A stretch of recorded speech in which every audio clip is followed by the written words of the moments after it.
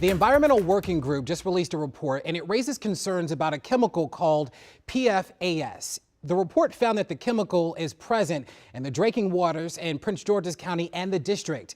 WSSC supplies drinking water in Montgomery and Prince George's County. And tonight, it tells WSA9 that it will begin testing for that toxin yet again. Now, we want to be clear that the numbers regarding the toxin in that report are far below the standard the EPA has set for issuing a health advisory. But again, you guys are all talking about this, and you are looking at comments from our WSA9 Facebook page.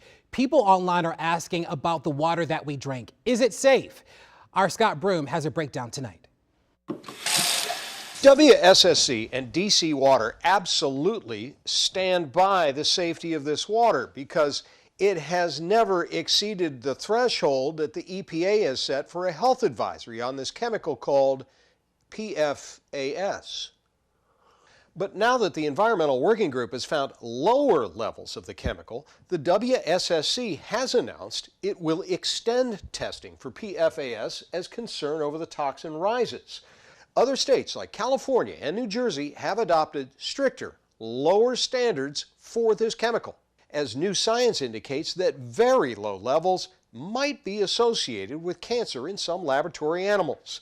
According to the EPA, PFAS is widespread in the environment and comes from decades of producing products like Teflon and firefighting foam. According to the U.S. Centers for Disease Control, PFAS is so common it can be found in the blood of just about every American. The issue is, how much is too much? If you're comfortable with the EPA's current guidance of 70 parts per trillion, there is nothing to worry about in DC or Prince George's County, which come in at 21.7 and 17.8 parts per trillion. But as other states adopt stricter standards, as low as 13 parts per trillion, concern is growing.